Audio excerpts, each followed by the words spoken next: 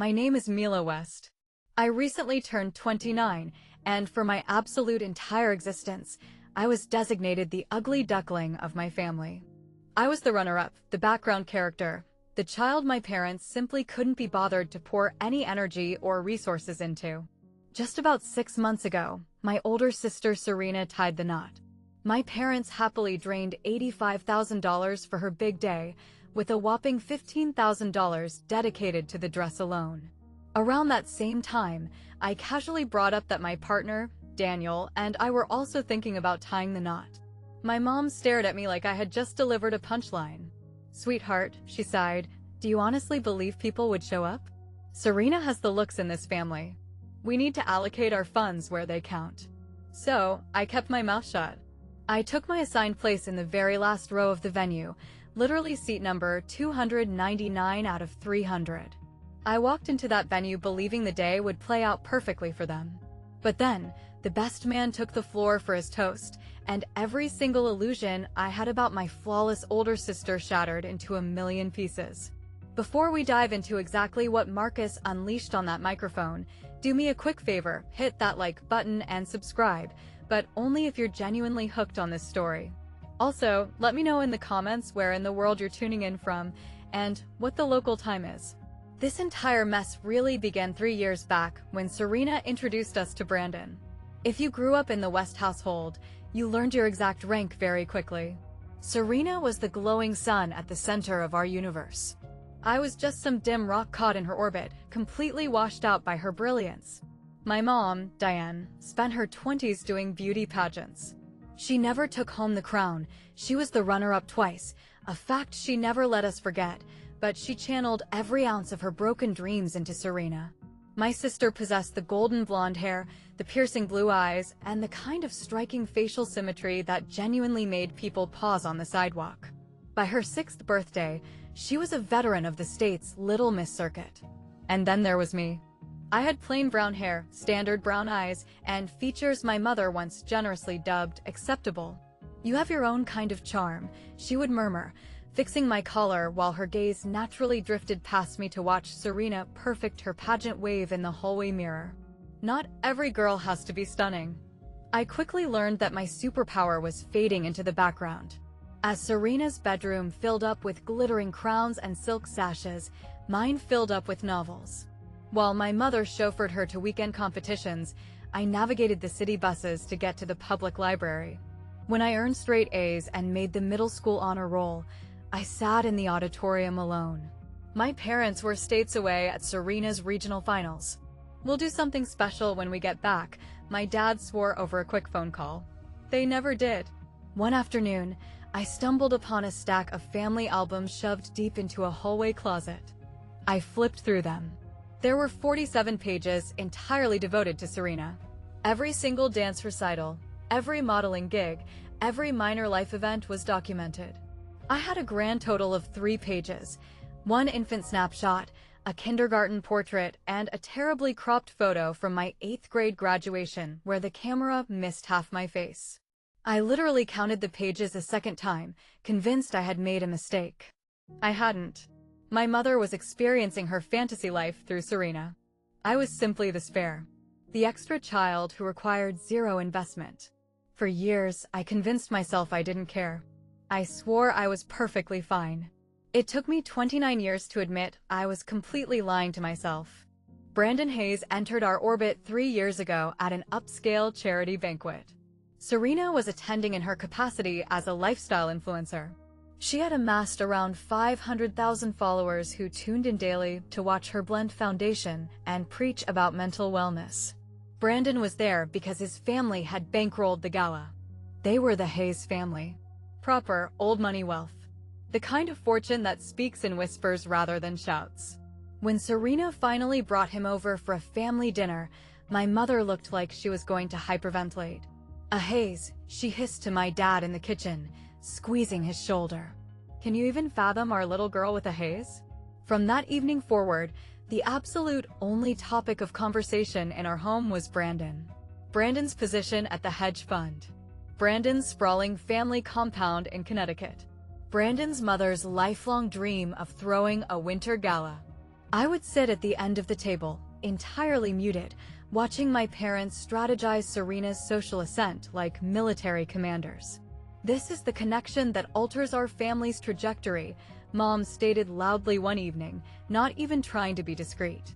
At that point, I had been with my boyfriend, Daniel, for 2 years. He was a high school literature teacher, trying to get bored teenagers to care about Shakespeare and Steinbeck. He kept me grounded. He made me smile. He actually knew when my birthday was. And most importantly, he never made me feel like I was second best. When I brought him over to the house for the first time, my mother's polite smile immediately vanished. "A school teacher," she noted, giving his modest clothes a quick scan. "How charming." "He's incredibly smart," I defended. "I have no doubt, sweetie," she replied dismissively. Then she immediately pivoted to my father. "Did Serena mention? Brandon is flying her out to the Hamptons for the weekend." Daniel just reached under the table and gently squeezed my hand. He didn't speak. He didn't need to. On the car ride back to our place, he softly asked me why I continued to subject myself to them. I had no logical response. I still don't. However, I vividly recall that same month, the first time I noticed Brandon's younger brother, Tyler Hayes, staring at my sister like she was a piece of meat he couldn't wait to consume. Brandon popped the question on Serena's 32nd birthday.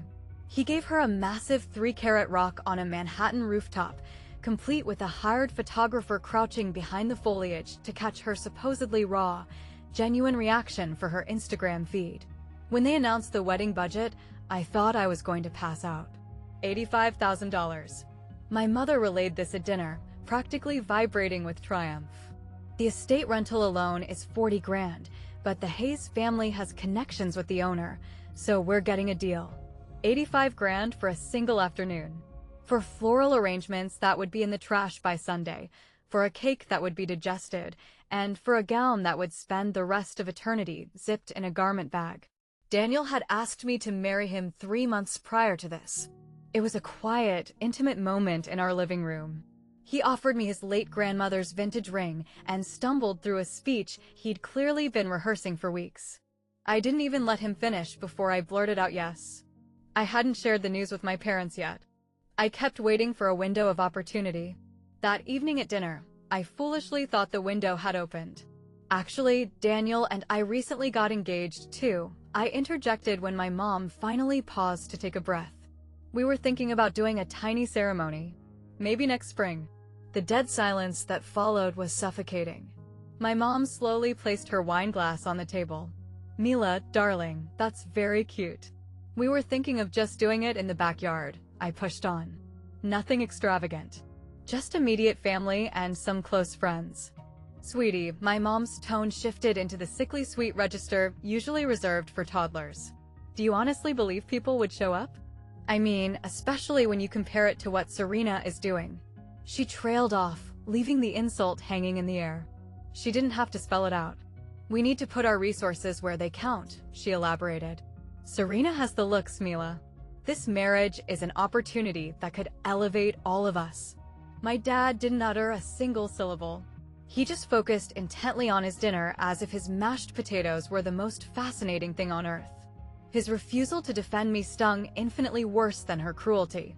I should have cut ties right then and there, I confessed to Daniel later that evening. I should have walked. But I didn't. Because their massive engagement party was fast approaching. And that is exactly when the perfect facade began to crack. The Hayes family compound was straight out of an Architectural Digest.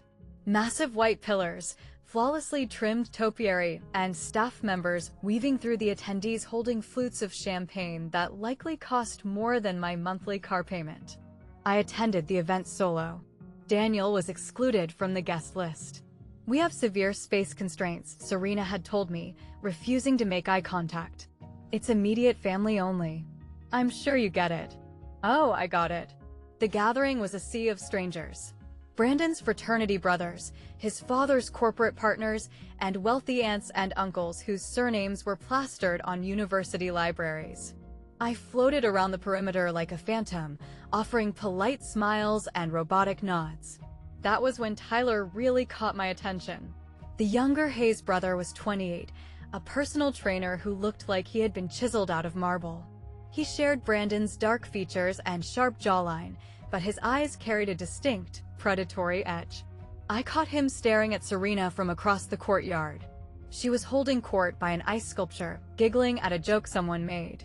Tyler didn't blink. When she finally looked over at him, an unspoken language flashed between them. It was instant, charged, and vanished in a millisecond. I forced myself to ignore it. I told myself I was reading into things, acting hypersensitive, and perhaps harboring a bit of jealousy. Quite the spectacular evening, isn't it? I spun around to see an older gentleman standing next to me, a heavy DSLR camera strapped around his neck. He had warm, crinkling eyes and silver hair. "I'm Robert Hayes," he introduced himself, offering a handshake. "Brandon's uncle. I play the role of the family's amateur documentarian." "I'm Mila," I replied. "Serena's sister." "Ah," he smiled gently. "The sister she conveniently leaves out of her stories." I let out a surprised laugh. "Is it really that transparent?" "I make a habit of observing," he noted, patting his lens. "It's an occupational hazard. You'd be stunned by what a good zoom lens can pick up. You end up capturing every single detail, especially the ones people assume are hidden." He gave a polite nod and wandered away to snap photos of the engaged couple. I brushed off his comment at the time. Looking back, I really shouldn't have. Daniel was awake on the sofa when I finally unlocked our front door. He took one look at my exhausted expression, pulled me onto the cushions, and wrapped me in a tight hug, as if he could physically block out my toxic relatives. "You don't have to keep putting yourself through this," he murmured. "Putting myself through what?" "Trying to win them over." He leaned back to look me in the eyes. "Mila, for 2 whole years I've watched them treat you like a stray dog. Every single family dinner, every single Christmas. You are worth so much more than this. They're my flesh and blood. Flesh and blood shouldn't make you feel this worthless." I desperately wanted to push back. I wanted to shield them the way I had my entire life. They aren't monsters. They don't do it on purpose. It's just their personality. But the excuses withered in my mouth. "I just keep holding out hope," I whispered, "that someday they'll look at me and actually see me. The exact same way they look at her. And what if they never do?" The unspoken question drifted between us, heavy and terrifying. I realized what I was sacrificing by staying quiet. My dignity, without a doubt. And potentially my future with Daniel, because how long could a good man watch his partner be degraded before he lost respect for her too? I was risking my only shot at a peaceful existence that wasn't blinded by my sister's spotlight. "Daniel asked me to marry him 3 months ago," I blurted out to the empty room. "I haven't told my parents. I've been terrified to tell them because I knew they would treat it like a joke. Like my life doesn't matter." Daniel stayed quiet for a few seconds. "Your life matters to me," he said firmly. "You are always going to be my absolute first choice." I broke down. I sobbed uncontrollably, letting out 29 years of repressed agony. "This is my final attempt," I swore to him through the tears. "I will attend the wedding. I'll sit there while she has her fairy tale. And after that, I am completely walking away. We will create our own family without them." I had roughly 3 months left to survive. But as it turned out, the universe had a vastly different itinerary. Serena's bridal shower took place in a chic, upscale hotel in the city center. There were 20 of her closest confidants, fellow influencers, wealthy heiresses, women with flawless blowouts and razor-sharp attitudes. I was commanded to show up 2 hours early. Not to celebrate, but to work. "Can you organize the gift registry table?" Serena demanded, not even bothering to glance up from her phone. "And go yell at the kitchen staff about the hors d'oeuvres. You know how lazy caterers get." "Sure thing." I burned through the first hour tweaking floral arrangements and bossing around waiters. When I finally collapsed into a chair with a plate of dry sandwiches, one of Serena's elite friends sauntered over. "Wait, you're the sister, right?" she asked, blinking heavily with eyelash extensions that looked like they weighed a pound each. "Wow, you guys look nothing alike." Serena materialized out of nowhere, holding a mimosa. "Yeah, we hear that constantly." "You must be dying of excitement for her, right?" the friend asked me. I plastered on a fake grin. "Absolutely ecstatic." Mila is basically my personal assistant today, Serena laughed, patting me condescendingly on the shoulder. She's the meticulous one in the gene pool. Meticulous. Not gorgeous, not thriving. Just meticulous. The unpaid help who straightens the gift pile. I'm going to go check on the appetizers, I muttered. See? Serena called out as I walked away. Always so eager to serve. I was halfway down the corridor when I peeked back over my shoulder. Serena had slipped her phone out from under the linen tablecloth. Her thumbs were flying across the screen, and she was wearing this deeply intimate, secret little smirk. It was a facial expression that had absolutely zero to do with picking out napkins or floral arrangements. I recognized that specific smirk. I used to smile exactly like that during the honeymoon phase with Daniel, back when getting a text from him felt like magic. Except Brandon was currently 3 towns over, deep into his own bachelor weekend. So, who exactly was sending the bride texts that made her blush like that? I shoved the suspicion down. I told myself I was searching for drama. But that evening I tossed and turned in bed. Exactly 3 days later, Marcus Reed called my cell. It was a random Tuesday. The caller ID was blank. I was a second away from sending it to voicemail. Am I speaking with Mila West? The guy's voice was tight, highly controlled, but laced with a dark, urgent energy. Maybe furious. Who is this? Marcus Reed. Brandon's best man. We briefly crossed paths at the engagement party. I pictured him. Tall, unsmiling, constantly scanning the room with the intense focus of a guy who made his living doing investigative journalism. We need to have a conversation, he stated. Regarding Brandon. I barely even know Brandon. Yeah, well, that's the issue. He paused, taking a breath. Neither does he. The sentence just hovered there, chilling and vague. I really don't think I'm the person. Can we please just meet up? He interrupted. Somewhere quiet. There is something you urgently need to be aware of. Something involving Serena. My stomach plummeted into my shoes. What about Serena? I am not discussing this over a cell phone. Every alarm bell in my head was screaming at me to hit end call, to wash my hands of this family, to let Serena's reckless behavior be her own undoing. But my brain flashed back to that bridal shower. To that secret, glowing smirk. Tomorrow afternoon, I heard my own voice say, "There's a cafe on 5th and Main. 3 p.m. I'll see you there."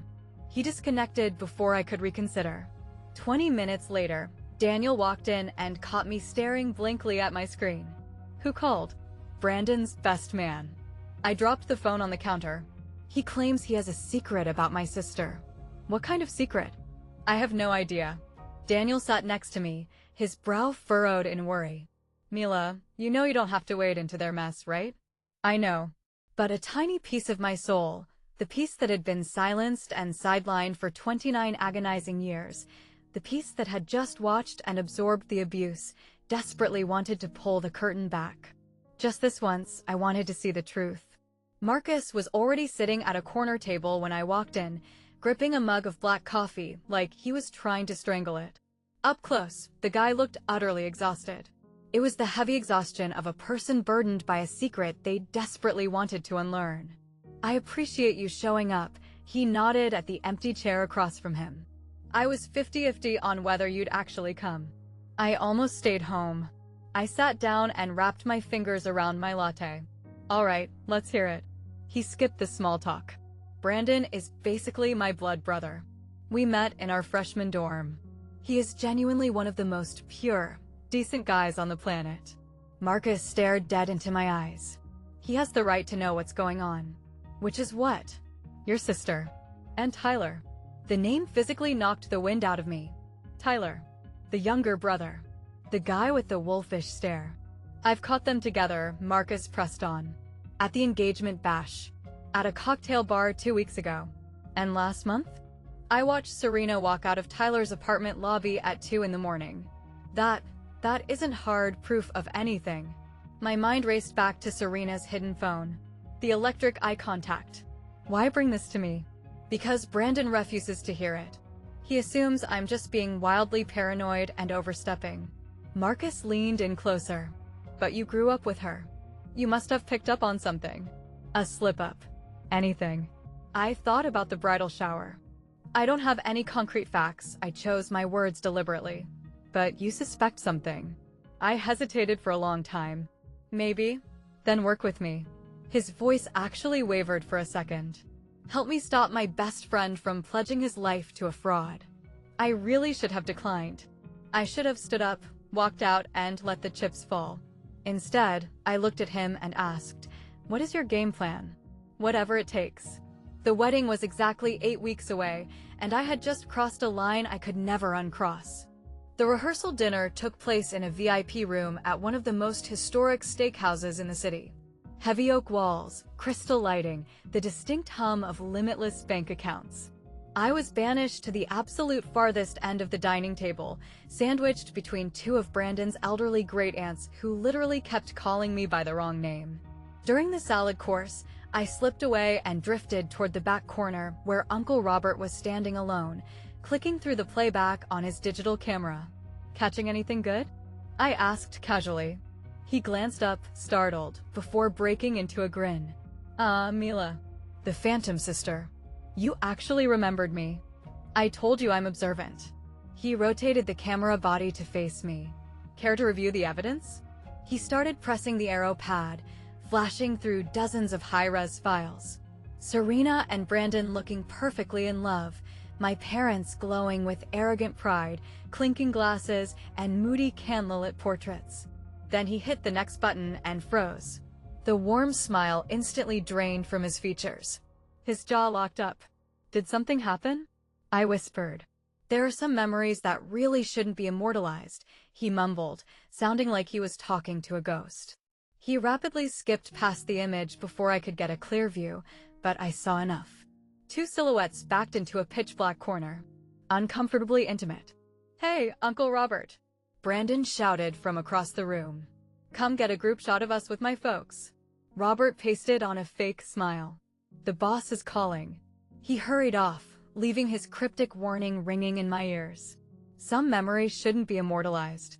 I scanned the room and locked eyes with Marcus, who was leaning against the bar talking to a groomsman. He gave me a barely visible nod. Later that night, as I was unlocking my car in the valet lot, my screen lit up. A text from Marcus. "Robert has something on camera. I know it. I'm going to pressure him to hand it over." I sat in the driver's seat and stared at the glowing text. This was no longer just weird vibes and exchanged glances. Hard evidence existed, and a bomb was about to detonate. Just 7 days before the ceremony, Marcus called my phone again. "I got it," he announced, completely skipping hello. "I have the whole deck." My pulse began to pound in my ears. "What exactly did you get?" Robert broke down and gave it to me. He recorded a video out in the gardens at the engagement party. On top of that, I managed to pull screenshots of their text logs. Serena and Tyler. Going back months. "Mila, it is incredibly graphic." I collapsed onto my living room sofa, pressing the speaker tight against my ear. "How on earth did you get Tyler's texts?" His now ex-girlfriend. She synced his iPad, found the threads, and backed them up because she knew he was sneaking around. Marcus let out a dark, humorless chuckle. She was spot on about the cheating. She just had the wrong mistress. A sick, twisted part of my brain wanted to see the files. The rational part wanted to fake my own death. "What is your next move?" "That's up to you," Marcus replied slowly. "Do you want me to pull the plug right now?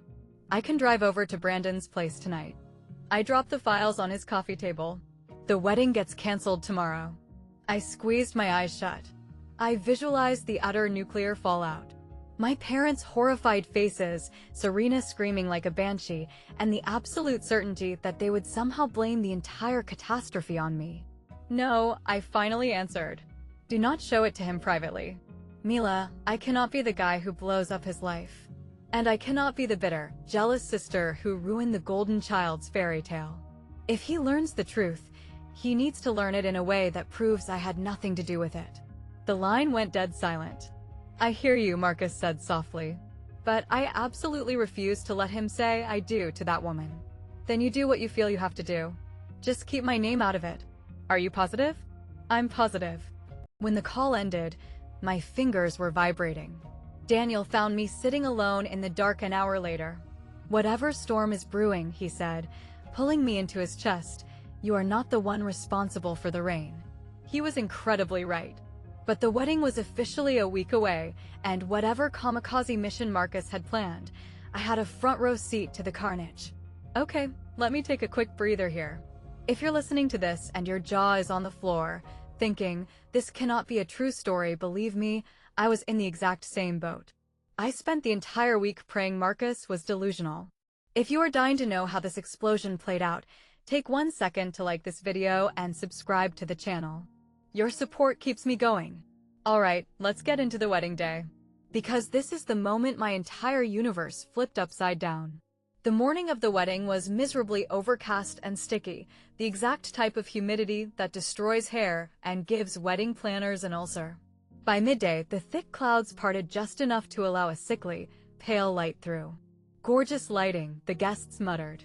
The Westfield estate was a sprawling 12-acre compound of sculpted shrubbery and stone pathways. The main ballroom was built to house 400 elites. Today, 300 people were gathered to watch Serena West lock down Brandon Hayes. I arrived completely alone. Daniel had begged to drive me, offering to just sit in his car in the lot so I had an escape vehicle. But Serena had firmly banned him.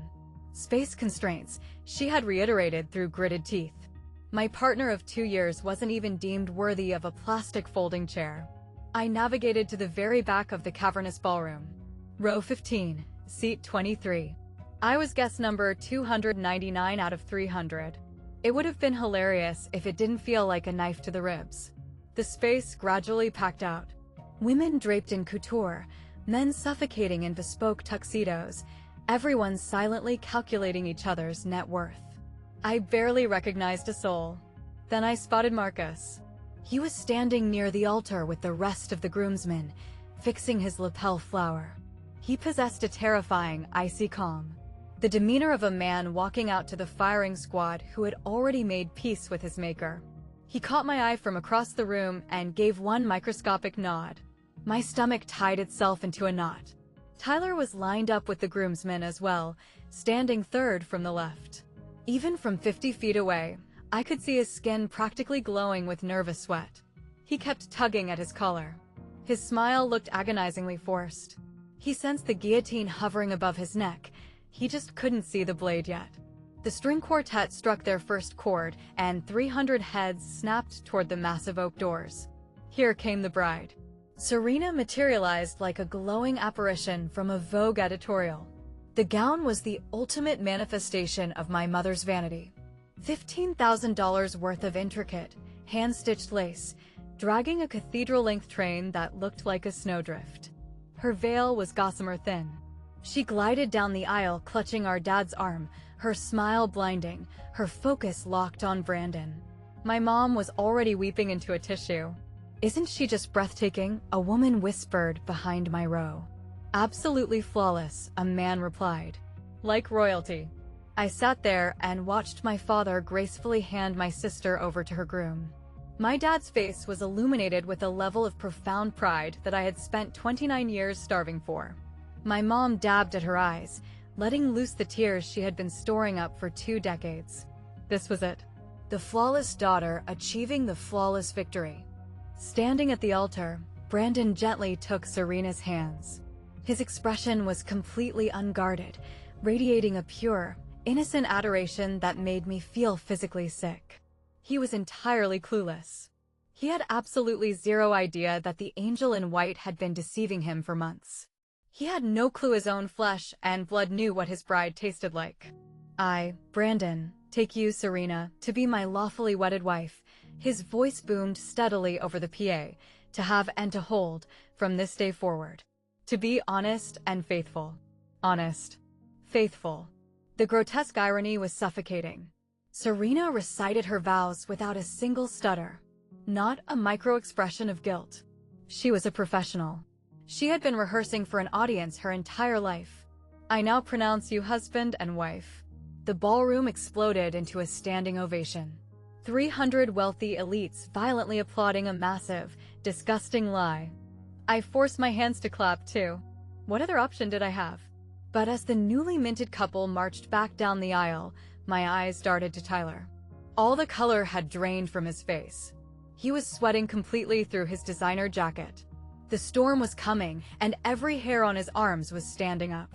The ensuing reception transformed the main hall into a winter fantasy of white roses and floating candles. Prisms of light danced across the polished dance floor as Serena and Brandon performed their choreographed first dance. I was exiled to a remote table in the corner, seated with strangers who didn't bother to ask my name. Eventually, the music faded, and my mother marched up to the microphone stand. "I just want to say a few quick words about my gorgeous daughter," she announced. The room fell into a polite hush. Diane West was standing dead center, bathed in a spotlight, finally achieving her ultimate fantasy. "Serena has been the absolute light of my life since the day she entered this world. I always knew she possessed a rare magic. I knew she was meant for greatness." My mom's voice trembled with perfectly practiced theatrics. And now, watching her stand beside Brandon, I know every single prayer I had for her has been answered. The crowd hummed with sympathetic awe. My dad beamed proudly. And naturally, Mom continued, her eyes sweeping the room. "My other daughter is floating around here somewhere. Mila, give us a wave from the back." 299 heads swiveled around, aggressively scanning the room. A few people actually laughed when they couldn't locate me. I kept my hands firmly in my lap. Well, she's a bit of a wallflower," Mom giggled into the mic. "Anyway, let's raise a glass to the bride and groom." "To the bride and groom," the elite crowd roared back. I sat frozen, my face burning with humiliation. My other daughter. Not my youngest. Not my second child. My other daughter. As if I were an inconvenient handbag, she remembered she left in the car. Up at the VIP head table, Marcus was discreetly fiddling with something underneath his linen napkin. It was a sleek laptop. I watched him slide a silver USB drive into his palm. He looked up, locked eyes with me, and his face went completely dead. "It's time." And now the hired DJ boomed, "Let's welcome our best man to the floor for a few words." Marcus stood up at a terrifyingly slow pace. He straightened his tie. He offered a smile to the room, but it was completely devoid of warmth. It was the smile of an arsonist holding a matchbox. He strolled up to the center mic with the calculated rhythm of a guy who had rehearsed this exact execution in his mirror for a week. The ballroom settled back into silence. "Brandon and I met back in our freshman year," Marcus began casually, his tone warm and nostalgic. "This is the guy who let me copy his lecture notes, brought me medicine when I was dying of the flu, and talked me off the ledge during my worst breakups." Chuckles rippled through the tables. Brandon smiled brightly, lifting his champagne flute in Marcus's direction. "He is without a doubt the most intensely loyal human being I have ever encountered. He is fiercely honest. He is the kind of man who firmly believes that every person deserves the unvarnished truth, regardless of how painful it is to swallow." The atmosphere in the room microscopically shifted. Just a tiny plunge in temperature, but I felt it. "Brandon once told me over beers that absolute trust is the bedrock of a marriage," Marcus continued. "That if you don't have honesty, the love is entirely fake." Marcus stopped pacing. I have always deeply respected him for that. The audience was still smiling, still nodding. But up at the head table, Serena's hand had completely seized up as she was reaching for her water goblet. "Which is exactly why," Marcus's voice echoed loudly, "I believe Brandon deserves absolute truth. Today, tomorrow, and always." Brandon let out a confused, jittery laugh. "Getting a little heavy on me, man." "I am being heavy." Marcus stared directly into the groom's soul. Dead. Serious. Silence. The waiters literally froze in place. 300 people simultaneously stopped breathing, instinctively sensing the drop in cabin pressure. "I went to war with myself over whether I should actually do this," Marcus announced, his voice bouncing off the high ceilings. "For weeks, I lost sleep asking if it was my place to interfere. If I should just let the train crash on its own." He rotated his head, staring directly at Serena. Then he looked at Tyler. Tyler looked like a corpse. "But Brandon is my brother in every metric that actually counts. And he absolutely deserves to know the real identity of the woman he just legally bound himself to." My mother's pageant smile was rigidly frozen on her face. My father's champagne glass was stuck halfway to his mouth. "Before I wrap up," Marcus declared, stepping back from the microphone, "I think every single person in this room deserves to see what true love actually looks like." The massive projector screen hovering behind the bridal party roared to life. Initially, I assumed the tech guy had just triggered the standard romantic photo montage. A picture of Brandon and Serena popped up. But then, the video cut, the resolution sharpened, and the entire ballroom plunged into a freezing nightmare. It was footage from the engagement party. The dark, secluded corner of the Hayes family gardens. Two bodies violently pressed against a stone wall. A woman wearing a champagne-colored silk gown. A muscular guy in a dark suit. Serena and Tyler, making out with the frantic, desperate energy of two people who had done this 100 times before. A collective, horrified gasp sucked all the oxygen out of the ballroom. Somewhere in the back, a guest dropped their crystal glass. It shattered against the marble tiles, ringing out like a gunshot. "What the hell is this?" Brandon's voice was totally unrecognizable, a high, strangled gasp. The screen flashed again. The video disappeared, replaced by massive, high-definition screenshots of iMessage threads. Blown up so large that even the folks in row 15 could read them clearly. "Tyler, I literally can't stop replaying last night in my head." "Serena, same here. When can I sneak over?" "Tyler, this is completely insane. He's my own flesh and blood." "Serena, he doesn't have to know. Nobody is going to know." The slides kept rotating. Dates spanning backwards for 6 months. Vivid, graphic descriptions that completely eliminated any possibility of a misunderstanding. "Kill the screen. Turn it off." Serena shrieked, jumping out of her chair. But Marcus just stood there with his arms crossed. The hard A/V team sat paralyzed in the corner, mouths hanging open. "Brandon." Marcus's voice sliced through the screaming. "I am so sorry that you had to find out this way. But I refuse to let you sink your life into a lie." Brandon slowly pushed his chair back and stood up. He looked completely hollowed out. His hands were vibrating uncontrollably. He turned his head and stared at the woman he had married 45 minutes prior. "Tell me this is a prank," he croaked out. "Tell me it's AI. Tell me something. Anything." Serena's jaw moved up and down. No sound came out. And in that suffocating silence, 300 elites realized they had just witnessed a slaughter. The perfect wedding dissolved into a riot. Brandon snapped. He lunged entirely across the head table, diving straight for Tyler's throat. Centerpieces were crushed. Crystal goblets exploded. 3 heavy groomsmen had to tackle Brandon to keep him back, but not before he managed to throw a wild right hook that connected squarely with Tyler's jaw, sending his younger brother crashing backward into the drapery. "My own flesh and blood." Brandon screamed, his voice shredding with pure agony. "My own brother." Tyler scrambled backward like a crab, holding his hands up defensively. "Be Brandon, please, just listen. It was just physical. It didn't mean anything." 6 months. There are 6 months of texts up there. Serena threw her body between the groomsmen, her mascara running in thick black rivers down her flawless cheeks. "Brandon, baby, please. Please, just give me 5 minutes to explain." It was a momentary lapse in judgment. A stupid mistake. Brandon violently shoved past her shoulder like she was a mannequin. "Do not put your hands on me. Don't you ever come near me again. Brandon, please, we just got married an hour ago." He let out a deranged, broken bark of a laugh. "An hour? And I already need a divorce attorney." Total pandemonium broke out. Guests were sprinting for the coat check. Some stood glued to the floor, iPhones raised to record the apocalypse. Mrs. Hayes, the matriarch, had literally slumped over in a faint, while her husband desperately fanned her face, chanting "No, no, no" over and over again. Tyler slowly dragged himself off the floor, blood pouring from his split lip. "I'm so sorry, man. I'm so sorry."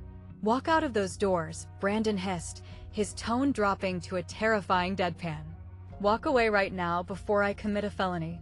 2 groomsmen grabbed Tyler by the armpits and dragged him toward the kitchen exit. He didn't put up a fight.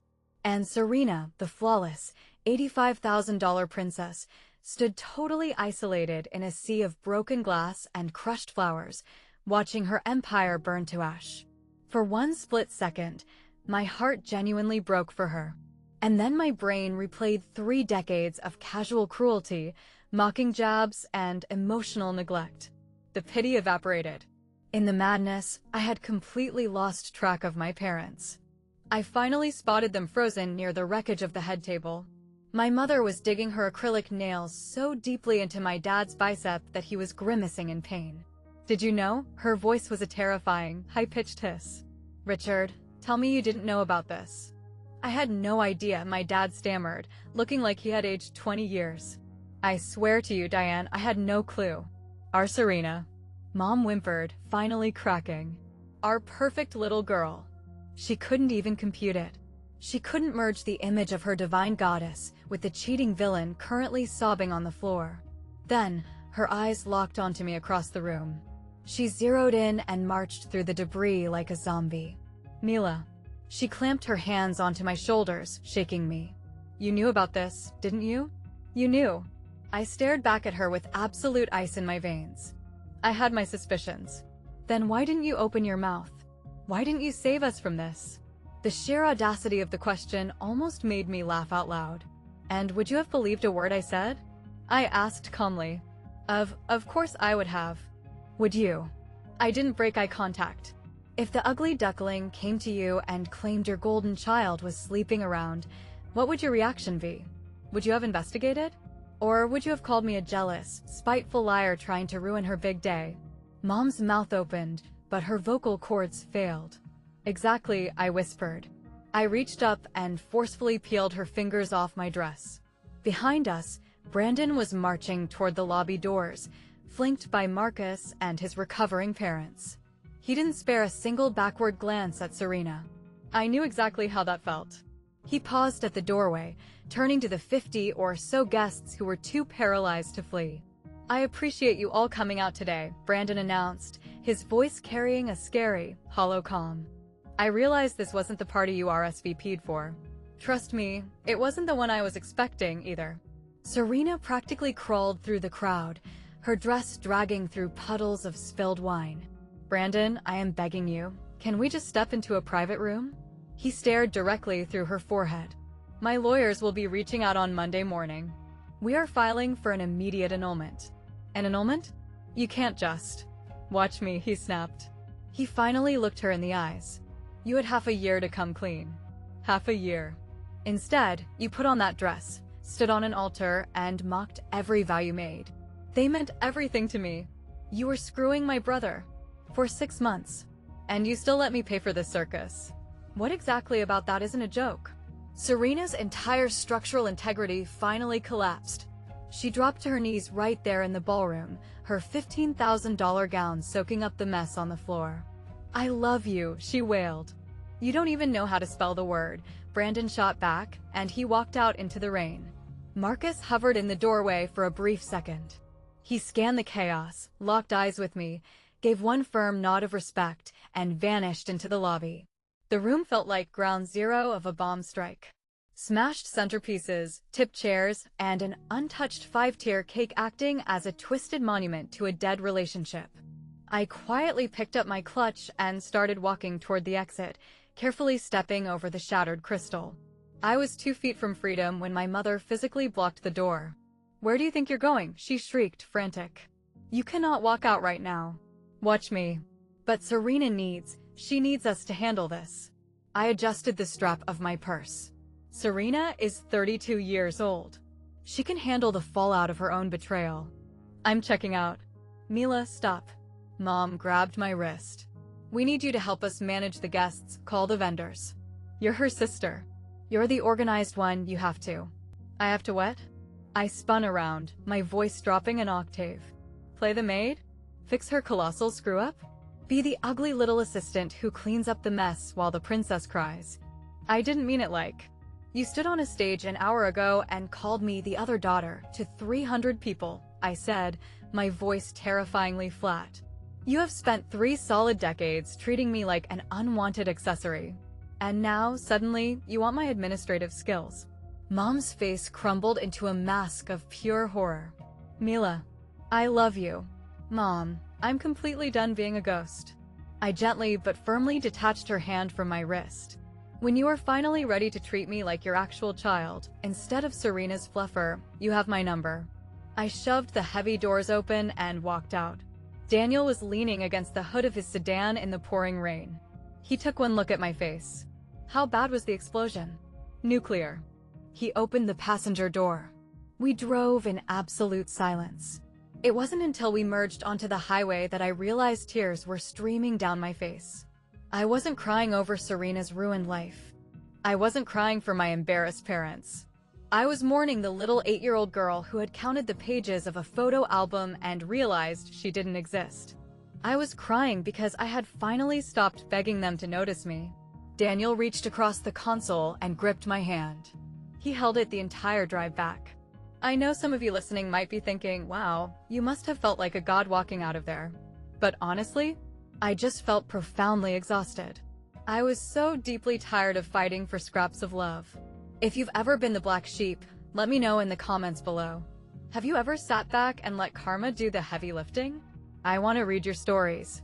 Now let's talk about the fallout, because the universe was not finished with Serena West. The social media reckoning was instantaneous and brutal. Someone had live-streamed Marcus's entire speech. Another guest posted the high-def screenshots of the texts. By Monday morning, Serena's pristine influencer empire was a smoking crater. She had built her entire brand on authenticity and relationship goals. Her followers felt personally scammed, and they demanded blood. The comment sections were a bloodbath. Taking life advice from a sociopath. An hour-long marriage is a new world record. Sleeping with the brother? You're trash. Within 7 days, her follower count plummeted from 500,000 to under 100,000. Every single brand deal evaporated into thin air. Contracts worth 50 grand were shredded before she even hired a crisis manager. The luxury downtown apartment Brandon had leased for her was instantly revoked. She was given exactly 3 days to vacate the premises. My parents had to rent a U-Haul, drive to the city, and pack up all her designer shoes while she wept into a pillow. The golden child moved back into her high school bedroom at 32. As for Tyler, he was effectively scrubbed from the Hayes family tree. He was fired from the family-owned fitness center by Monday afternoon. The rumor mill says he packed up his car and drove to Arizona, completely changing his social media handles to escape the harassment. 2 weeks post-explosion, my phone buzzed. It was my mother. I almost hit decline, but that stupid, resilient sliver of hope inside my chest forced my thumb to answer. Mila. Her voice was completely drained. Small. We need to talk. About? A heavy sigh. I've been reflecting a lot. On Serena. On the whole situation. I stayed silent. I was totally blind to who she actually is. I was so wrapped up in her aesthetic and her popularity. I missed the rot underneath. Mom, let me stop you right there. I just feel terrible that I couldn't see the real Serena. She sobbed into the receiver. I'm so sorry I put my blind trust in her. I let the silence hang for 5 agonizing seconds. I wanted her to hear what she wasn't saying. Is that it? I asked. You're apologizing for putting your faith in Serena? What about me? Do you have an apology for how you treated me like garbage for 30 years? Dead air. I never intended to make you feel bad, Mila. I just felt like Serena required more guidance. More guidance? More love? More $85,000 parties? That is a pathetic excuse. Mila, please. Calling me the other daughter on a microphone was not about guiding her, Mom. That was about erasing me. I took a deep breath. When you are ready to apologize for the decades of abuse, call me back. Until then, lose my number. I hung up. A few hours later, my dad sent a text. I am so sorry. For everything. Not just the wedding. It was the bare minimum, but it was the first time he had ever shown a spine. It was a start. But I wasn't going to pause my life waiting for them to catch up. Daniel and I finally picked a date. We didn't book a 12-acre estate. We didn't invite 300 corporate strangers. It was going to be in his parents' backyard, with a borrowed tent, 30 chairs, and people who actually gave a damn about us. Are you absolutely positive you want it this small? Daniel asked one night while we were sealing envelopes. I can dip into my savings. We can rent a nice restaurant. I've never been more positive, I said, licking an envelope. I spent my youth watching my family bankrupt themselves for an illusion. I don't want a magazine cover. I just want reality. Professionally, my life was skyrocketing. The event planning firm I worked for suddenly realized what a powerhouse I was. 3 months after the Westfield disaster, I was promoted to senior coordinator. I got the salary bump and the corner office. No one handed it to me. I bled for it. Marcus actually became a good friend. We checked in frequently. He had been terrified that I secretly hated him for detonating the bomb. I assured him I didn't. Brandon deserved reality. Sometimes being a true friend means being the guy holding the ugly mirror. Brandon was doing okay too. The annulment was processed rapidly, Serena couldn't exactly fight it. Marcus told me Brandon was casually dating again, taking it slow. He asked how you were doing, Marcus mentioned. He wanted me to pass along his thanks. He said he respects you for stepping back and letting the chips fall where they belonged. 2 months after the wedding, I got a text from a number I hadn't saved. Can we get coffee? Please. I really need my sister. I stared at the screen until my eyes burned. Daniel was sitting across the room, quietly grading essays in his sweatpants. Safe. Secure. Normal. It's Serena, I mumbled. He put his red pen down. What's the play? Did I want to do this? My life had been blissfully drama-free for 8 weeks. But another part of me, the part that remembered building pillow forts and sharing secrets before the pageant trophies poisoned our home, felt a tug. I have to go, I decided. If only to shut the door permanently. I texted her back. Saturday. The diner downtown. Public space. Do not bring mom and dad. Thank you. Thank you, she replied instantly. Saturday was gloomy and wet. I claimed a booth near the window and ordered a black coffee. 10 minutes later, Serena walked in. I genuinely almost didn't recognize her. The radiant glow was completely gone. Her hair was tied in a messy, lifeless knot. She wore baggy sweatpants and a faded hoodie. The untouchable goddess was dead. She slid into the vinyl booth, wrapping both hands around her mug like she was freezing to death. Thanks for showing up. Don't thank me yet, I said, my voice completely devoid of warmth. I'm just here to listen. She swallowed hard. I deserve that. I completely destroyed my life. I know I did. You did. The affair. It started long before he bought the ring, she whispered, staring into her dark roast. I know that doesn't excuse it. I was just. Brandon was so flawless. His family was so intimidating. I was terrified I was a fraud and that he'd figure it out. So your coping mechanism was sleeping with his brother? She squeezed her eyes shut. I'm not asking for your sympathy. I want to formally apologize. For the affair. For ruining the family's reputation. I leaned back against the vinyl. She looked genuinely pulverized. The ego was completely shattered. Part of me wanted to reach out, but a much larger part remembered the bridal shower. Are you apologizing for the cheating? I asked slowly. Or are you apologizing for how you treated me for 29 years? Serena looked up confused. What? Are you sorry that you spent your entire life treating me like a peasant? You let mom call me ugly. You mocked my organizational skills to your rich friends. You stood on your pedestal and watched them treat me like a stray dog, and you smiled the whole time. I never specifically told them to be mean to you. But you never once told them to stop, did you? She looked down at her lap. No, she croaked. I didn't. The silence between us was heavier than a concrete block. I can forgive the cheating, I finally said. That was a betrayal of Brandon, not me. But I am not going to sit here and pretend you weren't my biggest bully. I'm not playing happy families. Tears finally spilled over her lashes. What do you want from me, Mila? I want you to look at me and acknowledge that I exist. That's it. Neither of us had anything else to say. Exactly 1 week before my backyard wedding, I dialed my parents' landline. Mom picked up instantly. Mila? Her voice was so fragile, so desperate for a crumb of connection. I'm getting married, I stated. This Saturday, 3 p.m. Oh, sweetheart. Let me finish. It's 30 people. It's in Daniel's parents' yard. There is no string quartet. I took a deep breath. You are both invited. But you need to agree to my terms. Anything. Name it. If you walk through that gate, you are coming strictly as my parents. You are not coming as Serena's tragic parents looking for a distraction. You are coming to support me as your daughter. Can you handle that? The line went quiet. I heard my dad muttering in the background.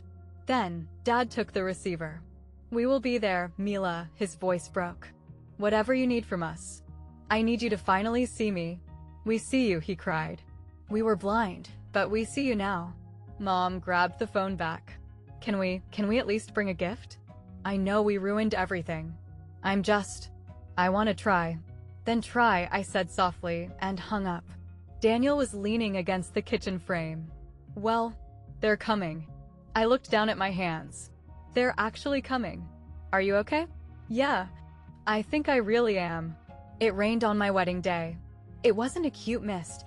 It was a torrential downpour that turned the grass into a mud pit, forcing all 35 of us to huddle under a leaking canvas tent. It was the best day of my life. My vintage dress cost exactly $300.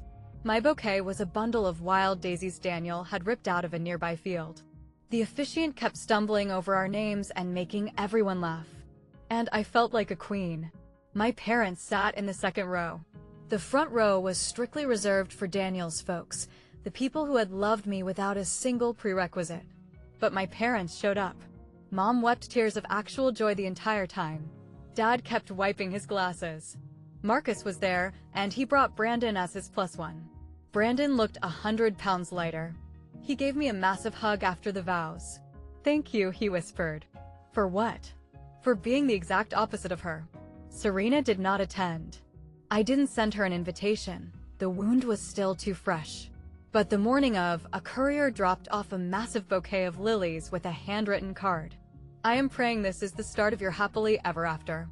You earned it. It wasn't total forgiveness, but it was a foundation.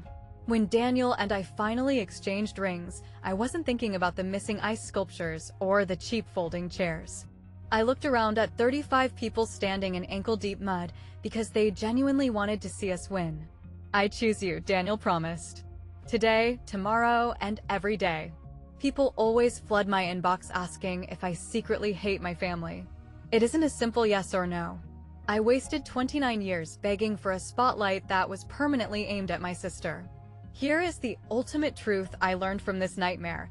Waiting for toxic people to validate your existence is a game you will always lose. You can waste your youth performing for judges who are looking the other way, or you can build your own damn stage. My parents and I are doing okay. We grab dinner once a month. It's stiff and awkward sometimes, but they ask about my career, and they actually listen to the answers. Serena and I text occasionally. It's mostly superficial small talk, two survivors navigating a minefield. Maybe we'll never be best friends, and I am completely at peace with that. But if you take a single piece of advice away from my story, let it be this. Your value is not determined by the people who fail to appreciate you.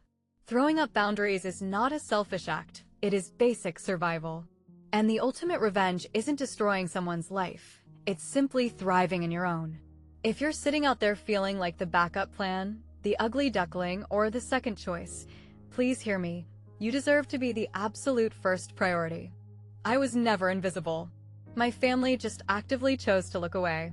Today, I am surrounded by people with perfect vision. And trust me, that feeling is worth a hell of a lot more than 85 grand. Thank you so much for sticking around for this one. I know it was a marathon, but I waited 29 years to finally tell it. If this story hit home for you, drop a like, smash that subscribe button, and let me know your thoughts down in the comments. Would you have exposed the video yourself? Check the description for more crazy family drama. Take care of yourselves, and remember, you are nobody's backup plan.